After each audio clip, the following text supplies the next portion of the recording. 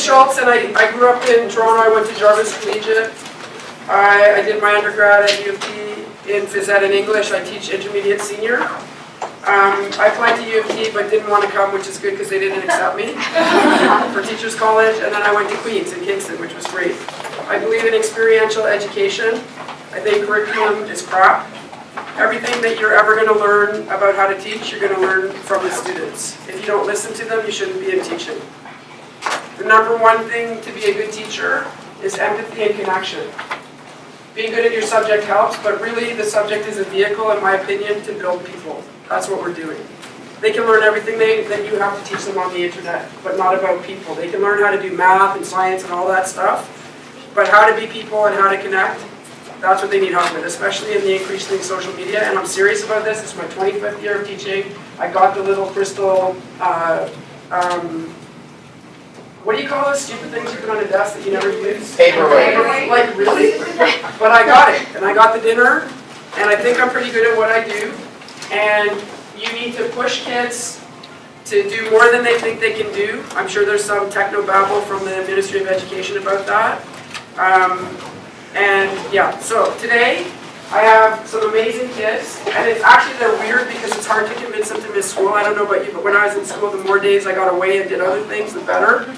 But these kids are highly motivated. I also have a mom who I just met last night in a hookah bar. This is her son because we needed a driver, and this is true. But he is part of our family, and she is too, and she's amazing. You're going to hear her story. And the magic of this group is called Crossing Borders.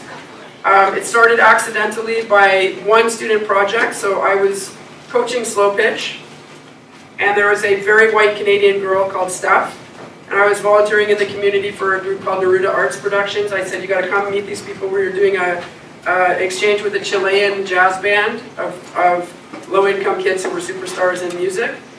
She went one time to volunteer, and she said, why have I not met these people before? Because she started meeting my newcomer kids. And then she was in a media arts class, and she made a documentary. She said, you gotta help me get to know these kids more so I can help them tell their stories to the school. And the principal was brave and put the documentary in front of the whole school. And we started seeing a shift of these kids walking taller, other kids meeting them. What we've learned over time is that this whole prejudice, racism thing, it isn't exactly there. It's more about complacency, laziness, and friend groups. Why did Steph never meet these kids? She had her people, and there was no cause to meet them. So in our school, we've made a really strong effort to have what we call accidental, intentional interactions, where you force people to be together doing amazing projects, where they have to get to know each other. And I learned that at Queen's and Teachers College. As soon as you're rock climbing with someone, buddy who's got your rope, you better pay attention to him, and then you're going to have some bond, right? So we're going to talk about all those things, but mostly through the arts and little vignettes. It's their stuff. So Crossing Borders was her documentary. We're going to start with that. Then another kid made a documentary that we used as a PD thing in a staff meeting. And then we had some kids that were at risk of deportation, so we started doing personal story. Then by accident, we toured a tiny bit to a university. We made people cry. We realized we got something here. And then it turned into a big group. Last year, we applied for a $25,000 grant, which we got. And we toured all over the place. And these kind of things are available to you. Small grants, big grants. If you want to be a teacher, I hope that you're here to go above and beyond, because if you're not, you're in the wrong profession. That's my lecture. So we'll start. So this is my team. You're going to meet them little by little, and then we'll have a panel at the end. So we'll start by showing you Steph's video. She made it 8 years ago, not thinking, first she just thought it was a project. She was cramming, running deadlines, making it late, but it turned into something good. And actually that interaction changed her life. After that, she fell in love with one of the Chileans. He came back, he went back, she went there, he came back. And then they broke up. But then she worked in Peru, then she worked in Thailand. And this is now her life work doing documentary stuff, all because of one connection that was made, seriously. I mean, the rest was up to her, right? But maybe she never would have done that. So you're always looking, how can I connect people? So Steph's video, it's in the DVD. It's in the thing. And it's important to use technical terms always. And I should say while she's loading it, that the coolest thing that I'm proud of for this presentation, we were here at OAZ for celebrating linguistic diversity. Did anybody happen to go to that? It's the biggest international conference of ESL educators that I'm aware of in North America anyway. And we sort of had a small group because I wanted us to do the plenary, but we didn't apply 10 years ahead of time, so we couldn't do it. But it was the initiative of 3 of our students, so Adnan and Elia, and one other guy that slept in this morning, Arya, who met Professor Gagné and won her heart a little bit, and we scored this visit. So I'm proud of them for making that connection with you, and I'm really grateful for you to having us here today. So this is a spoken word that we wrote a year ago. It was inspired by World Refugee Day of last year. The theme of that day was I'm a refugee with UC.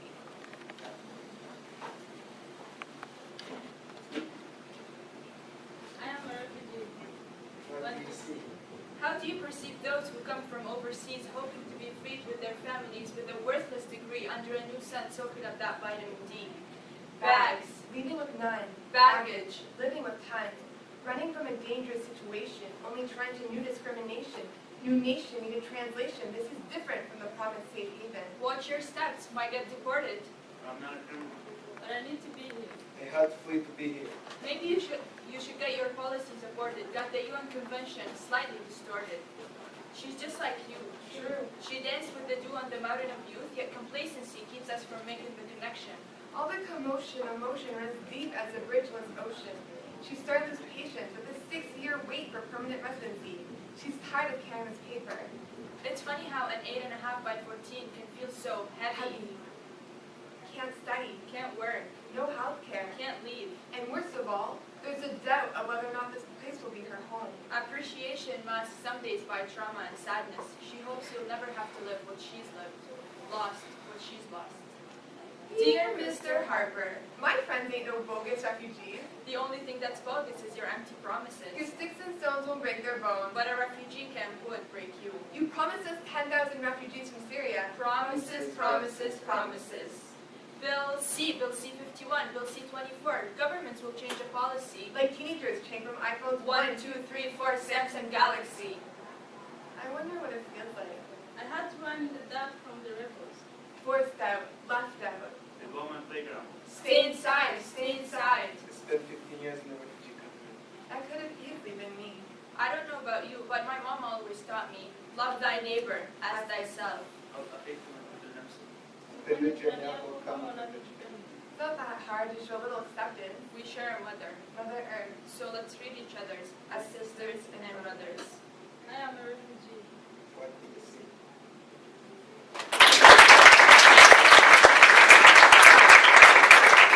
So the next thing that this is kind of inspiring, I suppose, is that what happens also that would be useful is to start making partnerships in the community. And you start making, in fact, that's even why I left Toronto, I hate to say. Because I grew up here state until I was about 22. And I lived right at Bay and Bloor, so I never felt that I could find a connection. I don't know, and something about a smaller area worked for me, but I'm sure you can make connections wherever you end up being.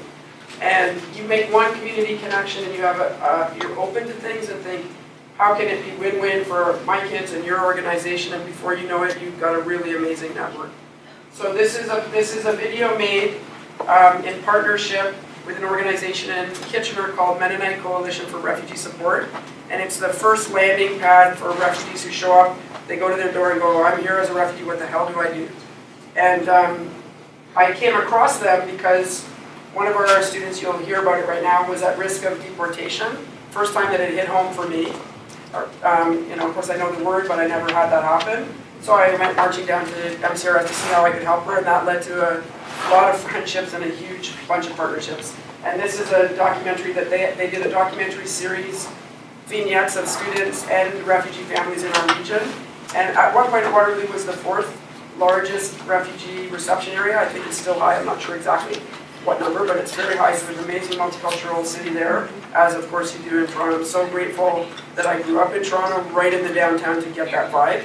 So this is one of the vignettes of a series, and it was made by their education something or other. And we've had an ongoing partnership, which is actually part of what led to that grant, because we applied with them And we're able to help, some of the grant was able to pay for a staff member for them and a co-partner for me to do crossing borders.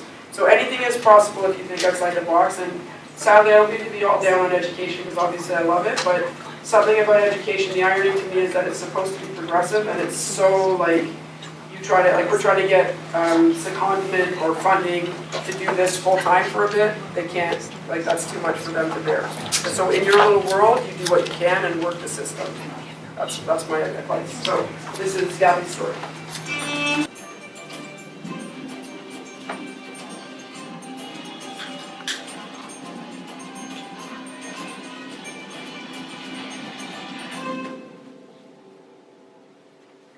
One of the students that I would like to talk about, her name is Gabby Flores. The father was laid off from work in Mexico, and it didn't seem there were labor issues, and it wasn't done politically appropriately, I guess. And her family played a major role in protesting against the government and the labor organizers, I guess, or the factory that laid all the people off. So they became blacklisted and their lives were in danger, so they were seeking refugee status here. She told me how like they used to throw rocks and stuff at her house just because she was blacklisted, and that she couldn't go to school sometimes because they couldn't get out of her house. I was really close with Gabby. She was like my best friend in the school. I met her a year after I came here because I was in grade 8, and then I came to high school in grade 9, so I met her when we were in high school. And she was really nice to me, and she opened high school for me because it's kind of hard to go from grade 8 to high school when you've been here for only a year. She volunteered in a whole bunch of activities around the school, showed natural leadership skills. Her family was self-sufficient, not on any welfare programs. They were all involved in different things and trying to make a contribution to Canada, which they were hoping would be their new country. Anyway, the short of it is that she went to the hearing and she was deported, so she had 3 weeks to leave the country. It was just really unfair. There was just this overwhelming feeling of like, this isn't right. And that sort of feeling is so like childlike. I felt like I was just very powerless and very helpless, and that like the difference when you're a child and you're told to do things is that you hope that ultimately this is the right decision, that the authority that is giving you things is doing the right thing. But at this age, I still acknowledge that I'm young and that I have so much to learn, and that I don't know a lot about this process, and that there's so many things more to it, but I know that it's unfair. She returned to a dangerous situation in Mexico City with little or no money. I went through the same as her, and I got to stay, and she went and she did everything that I had to do, and her parents did everything my parents had to do. Why couldn't she stay, right? So that kind of gave me a little bit of guilt in a way. What we coach the kids is get everything you can out of your stay here, and hopefully you will get to stay here.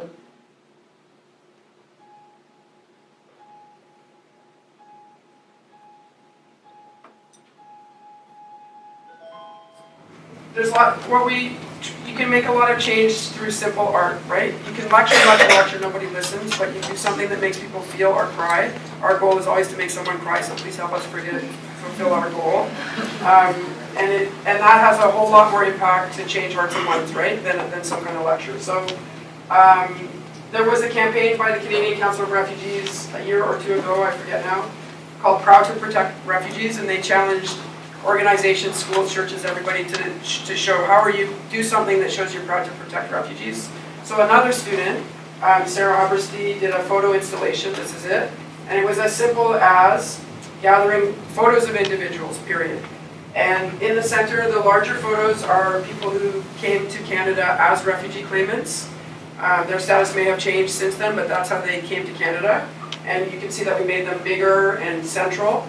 And all around the outside are students and faculty who could agree with the statement, are you proud to protect refugees? Yes, I am. And there's a sense of, embracing, encircling. And we always pose the question, what is a comment you can make about the people on the outside and the people on the inside? We never ask the question right, and it's hard to draw, but what is the obvious observation you can make? They come from all different backgrounds. Good, yes, and that's true for these people and these people. And how about the membrane? Another comment?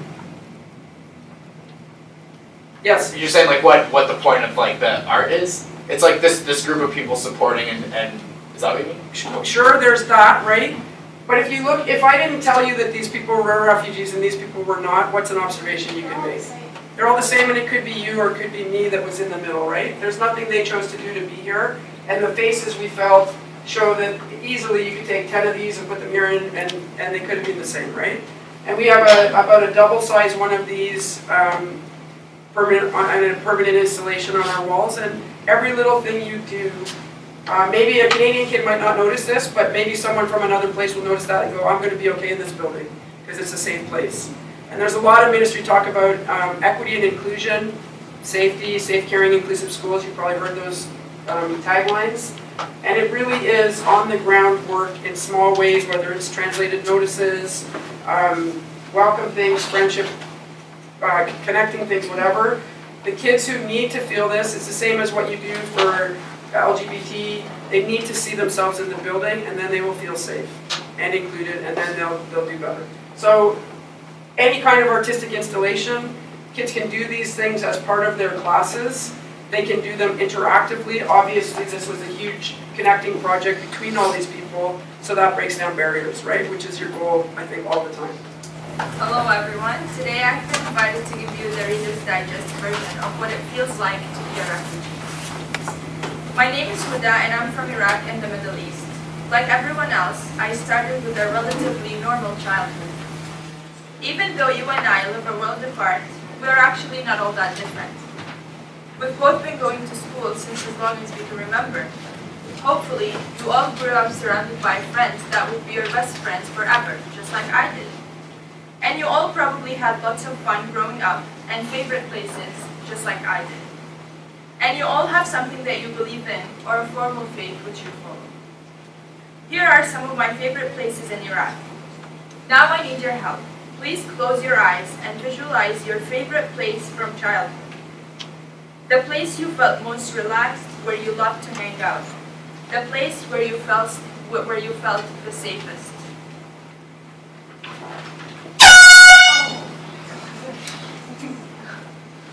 Sorry for scaring you with the air horn, especially since we just met.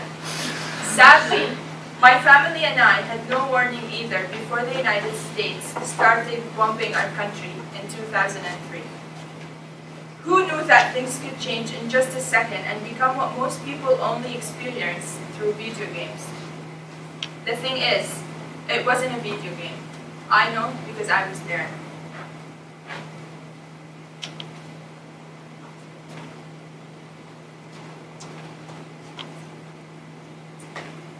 So, what does it feel like to suddenly find yourself in a war zone? First, there's not enough food and necessities. You can't get out for obvious reasons. And at home, the windows might be blown out because of bombing. The sounds can make you crazy. My mom had to give her little daughters sleeping pills just to fall asleep. Imagine. And it goes on and on. Every family's instinct is to take off to a better place.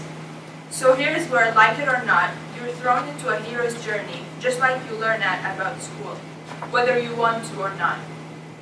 We went to Shahrabad and we went back home, but there were tanks, soldiers, and rockets, not to mention dead bodies. So where to next? In our case, the next stop was neighboring Syria. Given the current news, you may be thinking, Syria? Are you serious? But until 2011, Syria was a safe place for outsiders.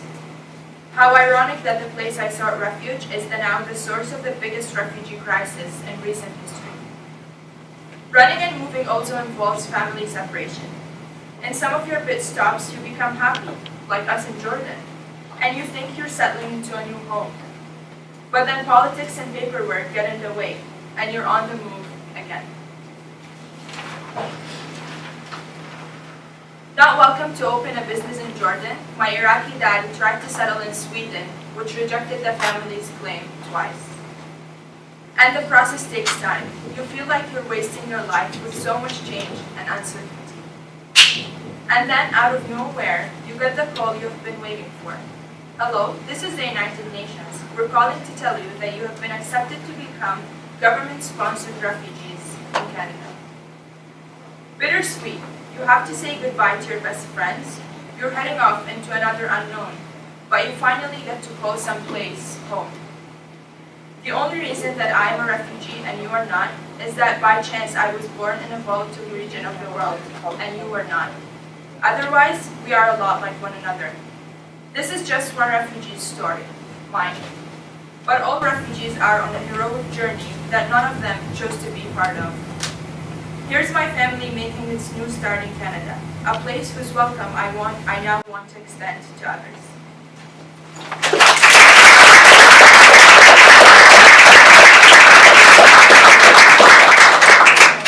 So this kind of presentation was something probably at the beginning, this is a couple of years now, but they probably thought, you're kidding me, I'm gonna stand in front of the school and do this? And so you need to train a person, not that she's smart, but how would you put your story together, how do you make a PowerPoint that works, etc. There's a pretty cool event that we created at our school that's compulsory for grade 9s. We have a thing called VIB, where they have half an hour once a week where they have to get sort of orientation for half of the year. It's pretty cool, but it could happen in anything. And it's sort of our one assembly we do for them. It's called Very Interesting People, VIB to take off from that. And what we do in that assembly is we get stories of people who will be willing to tell their story of all different ranges of things. We've had a guy tell the story of being a gay teenager. We've had a person with complicated special education diagnoses. We've had someone who's recovering from cancer, and they're all students just talking to each other, and who this story was there, and there were predecessors before her, and it seems to really reach kids, and that presentation is introduced by the notion we all have differences, duh, and you're sitting there and it starts with, your dad might be in jail, you might be left-handed, you have dimples, you have diabetes, whatever, but anything to normalize people. Teenagers, you know what it's like to be a teenager, right? It wasn't so long ago. So we found the power of that is better again than any of this, right?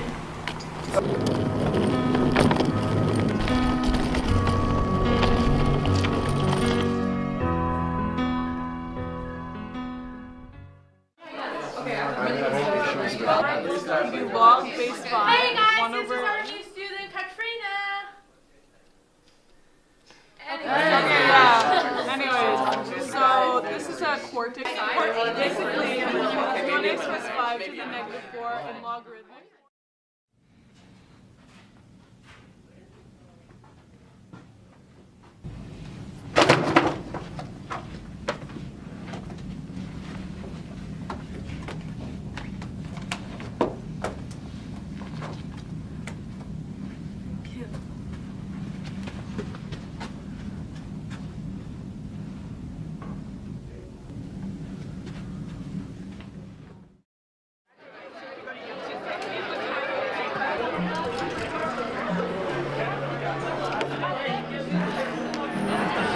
Hey, sorry, is this yours? Okay, sit down.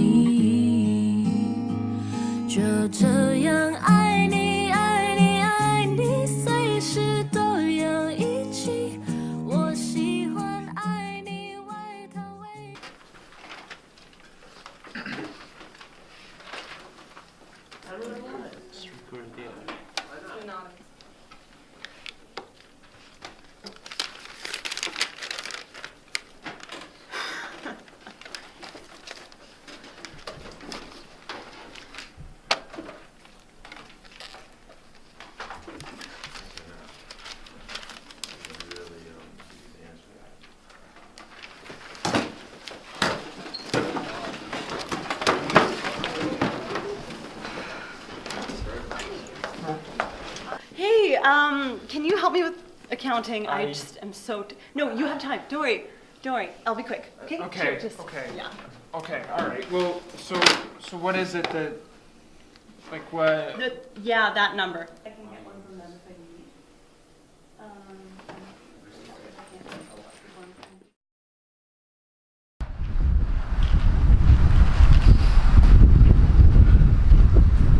here, it's just the debits on this side and the credits on Yeah, this side, yeah. and they both balance and they have the same number. Add them up as Yep, well. those and- credits, you know. And yeah, they should be the same number at the end. Yeah, speaking of numbers, actually, I should get yours. Sometimes you can just text me any day, anytime, like I'm always available. Actually, I need to go. No, I is really it that need to go. Katrina girl? Like, really? Are you gonna give up a hot blonde for a girl who doesn't even speak English? Well, at least she has a kind heart. What? Why do you even want that? Andrew! Andrew! No, come back! Oh!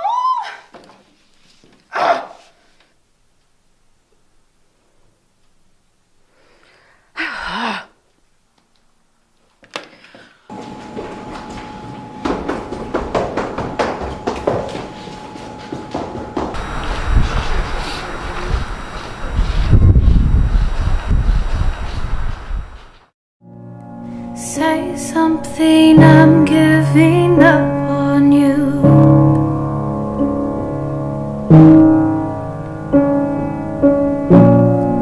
I'll be the one if you want me to.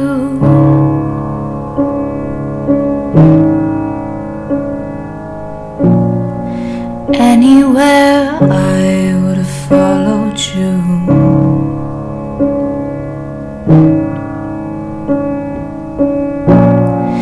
Say something, I'm giving up on you.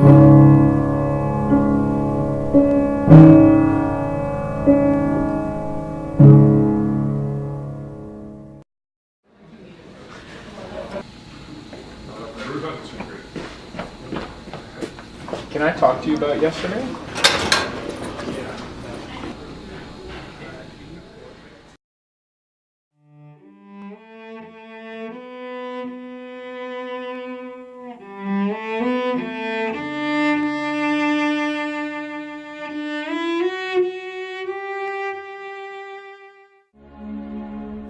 其实很简单，其实很自然，两个人的爱由两人分担。其实并不难，是你太悲观，隔着一道墙不跟谁分享，不想让你为难，你不再需要。我想你是爱我的，我曾你是。Hey, Katrina, I'm sorry for what happened the other day. I should have taken better care of you. No matter what country you're from, or which language you speak, you're an amazing person. 我喜欢你。我想你是爱我的，我猜你也舍不得，但是怎么说，总觉得我们之间留了太多空白格。也许你不是我的，爱你却又该割舍，分开或许是选择，但它也可能是我们的缘。 Hey guys, this is our new student Katrina. Anyways, Action.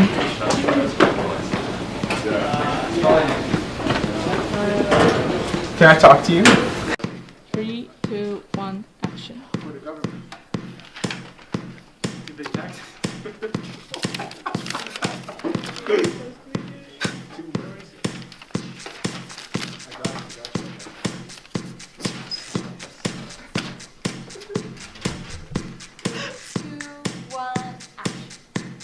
Hey, I don't understand accounting at all, so I was actually wondering if you could help me. Oh, I gotta go. No, like, just be quick, like, what, I don't even, balance calume? I don't know what that is. Okay. Like- All right. Yeah. Okay. Just here. Have a seat. Here. Yeah. Which page is it? That one's fine, yeah. Okay. All right. 212. Okay. So Yeah. depreciation. I appreciate you. Thank you. You're welcome. Okay. Okay. Sure, just, Okay. Yeah. Okay. All right. Well, so what is it that, like, what? Yeah, that number. This one? Yeah. This that, number. That 5. Okay. Well, what about the one? Like. I don't know, but if you add a 0 after it, it becomes 10. So. Okay. Yeah. Well, here it's 1,500. So. I love the number 1,500. It's such a good number. Okay. Yeah. So debits, and then there's the credit on this side, and then you total both sides up, and they're supposed to. You know, you're the total package. Yeah. Thank you. Yeah. Okay. Andrew! No, come back! Oh!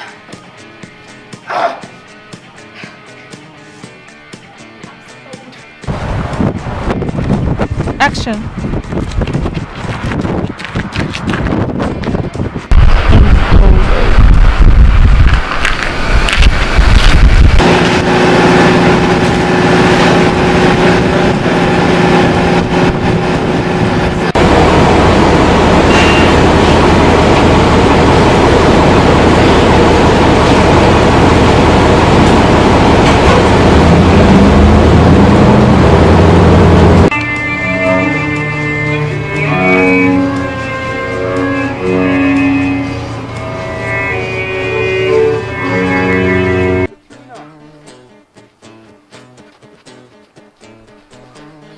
Three, two, one, action.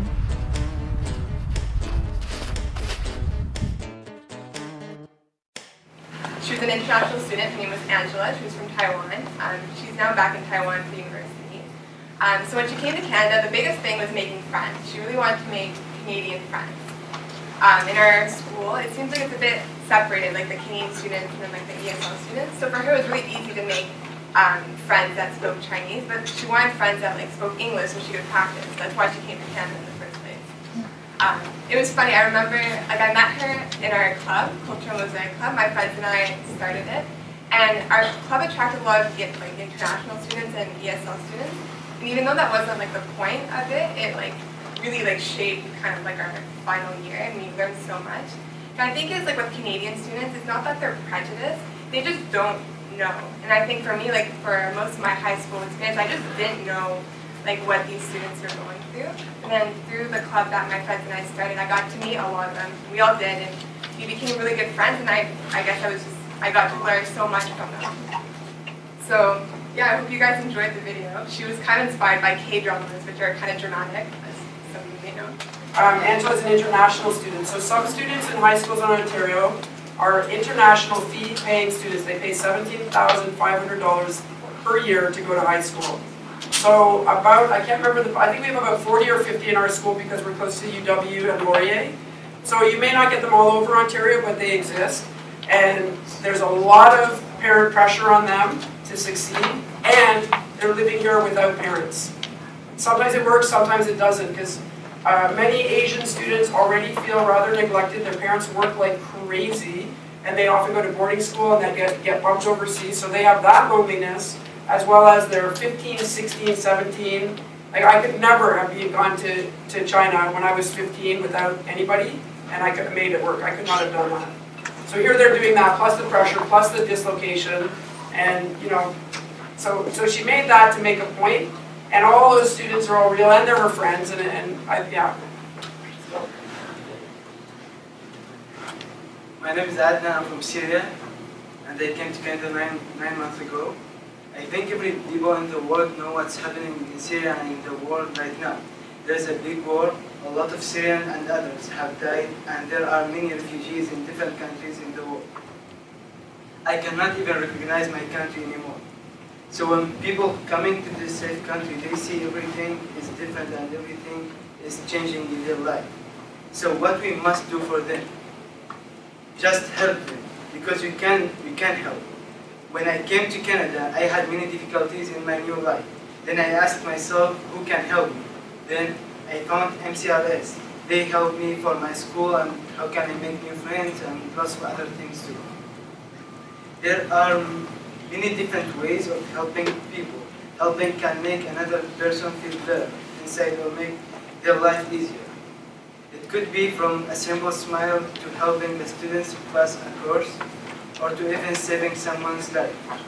When I fled to Turkey, before I came to Canada, someone helped me and he didn't even know me. If it wasn't for him, I wouldn't be here right now. It would not have been easy to get to Canada on my own. I'm here because someone cared. For newcomers, the struggles don't end when you arrive in Canada. Even now that I'm in Canada, it's hard to live with my parents so far away. Because of all the people who helped me, I'm now able to help others. At school, I made a speech that I gave in front of the whole school to run for Students' Council. I was elected and I will be the public relations director of my school's Students' Council next year. And this after only 9 months in Canada. I was able to help other newcomers at the newcomer orientation at my school. I volunteered a lot for Fast for Freedom, WCI Multicultural Show, as well as Relay for Life, Impact Theater Festival, and Right for Refuge. Getting involved has been the secret to improving my English, fitting in and being happy. It's also my way to give back. I'm so thankful to all the people, strangers and friends, who have helped me and welcomed me, and to the Canadian government for helping many Syrian refugees to come to this safe country, because most Syrians, they didn't have the freedom, the dignity, and the safety before. I want to do the same for other students who will be coming to Canada. Please don't look at a newcomer and see a refugee who needs help. Just see another human being to connect with, who has so much to share with you. I challenge you to start by spending just 5 minutes with that person. Who knows what might happen after that? Thank you.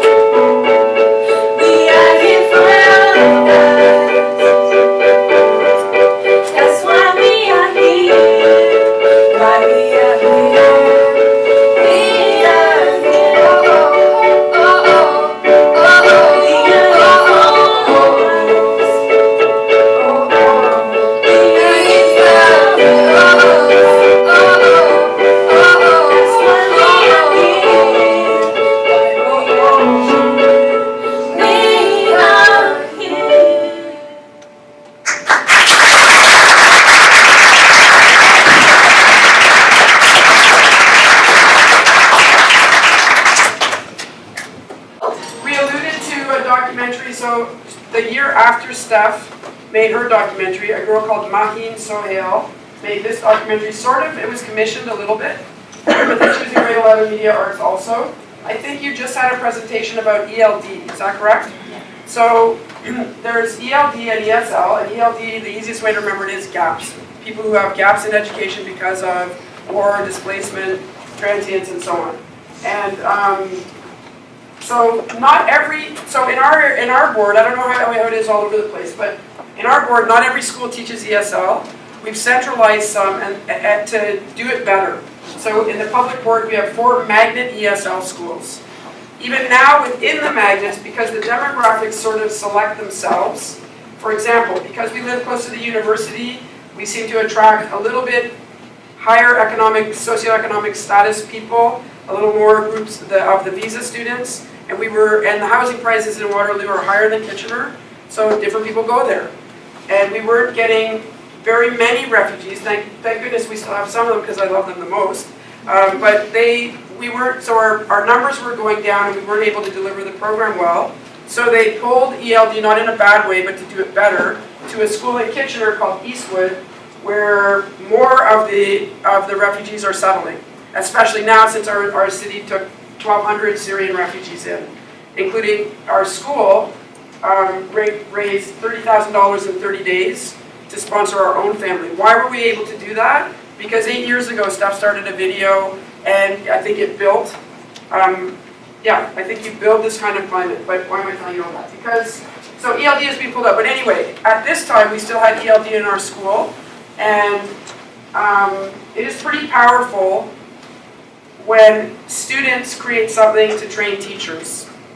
That hits them. Because they look at it and they go, my God, that's me. I do that. I didn't know I did that. I got to change that. Right? Rather than the principal blah, blah, blah in a boring staff meeting when you're on your cell phone, right? So, yeah, let's do it. So we're just going to show you an excerpt. This we can make available to you to share. It is pretty cool. So she did a little bit about what is the definition of ELD versus ESL and what are the stages of acculturation. And then this is some highlights of the kids actually talking to their teachers, which kids will love to do. And in this case, it's 2 guys. We collected a lot of statements from students. And like I said about the beginning, everything I've learned about teaching, I've learned from kids. I see kids that are hurt and sad or frustrated something's not working. I sit them around a table, get a couple of their friends, and say, let's talk about that. What is the problem? What do you want us to do about it? And then we start doing it. And then you empower them, right?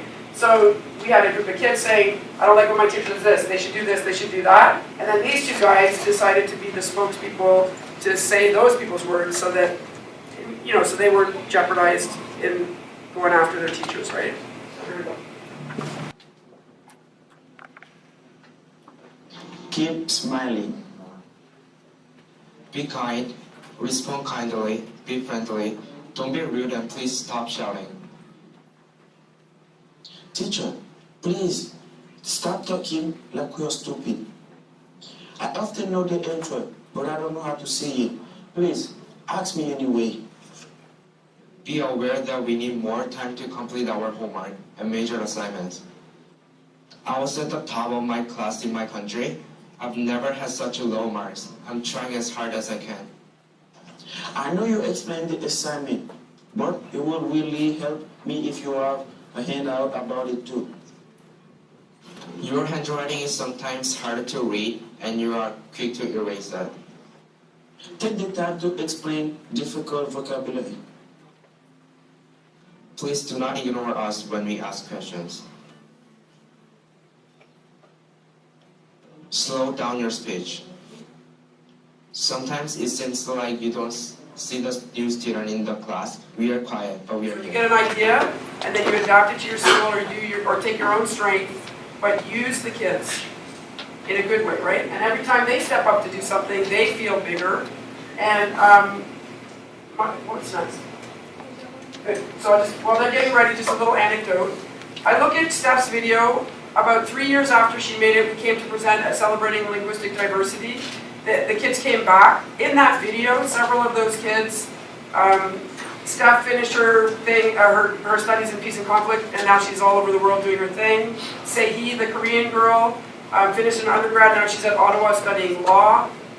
Cesar from El Salvador he just finished a college engineering diploma, or degree diploma. Valentine from Iran has got an undergrad, a certificate, and now she's in a master's and she wants to be a sexologist. And she's like a going concern. And we've looked at this. This could be my master's thesis, but I don't have time to take a master's with all due respect. But it is there. It's a longitudinal study that also shows, and there's a lot of studies behind it, about the connections in arts programs or other things improve people's mental health. It's not, I mean, it's duh, but people take time to do these studies, right? To improve mental health, increase risk-taking. So we have students come back and say, if I didn't do that, I never would have. I never would have done that presentation in class. I would not have applied for that job. There's no way in hell I would have applied for student council. So all these things build these people so they are going to be okay. And just sitting in a classroom isn't enough.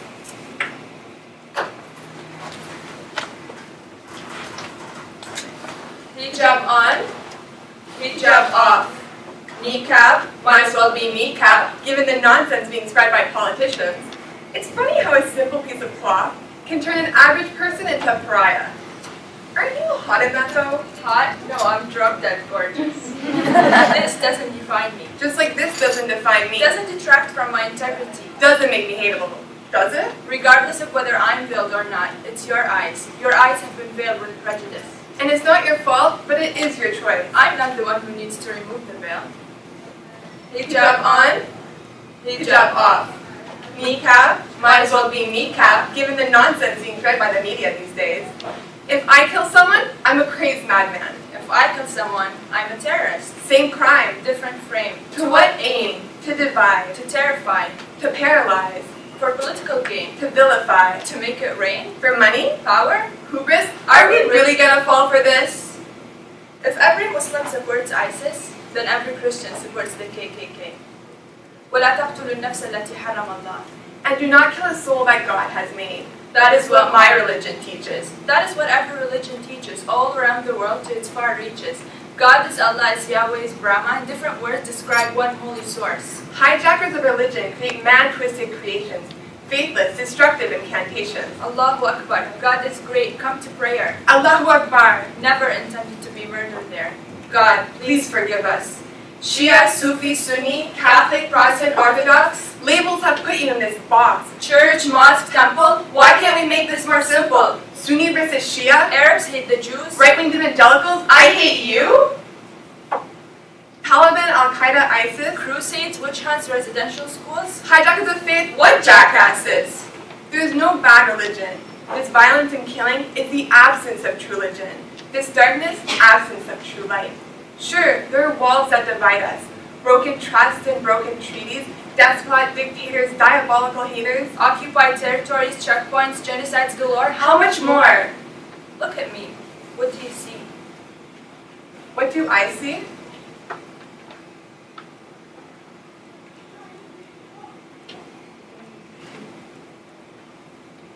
Me. I think I see me. Hijab on, hijab off. Niqab, might as well be kneecap. It's not even about Islam. Not about religion. Not about land. Not about gangs. It's about winning and losing. Dividing and ruling. It's about alienation. We're all victims in this situation. So powerful is the light of unity that it can illuminate the whole world. قوي جدا هو دار الوحدة إذ يمكن أن يضيء الأرض كلها. Hijab on, hijab off. On, off, haven't we had enough?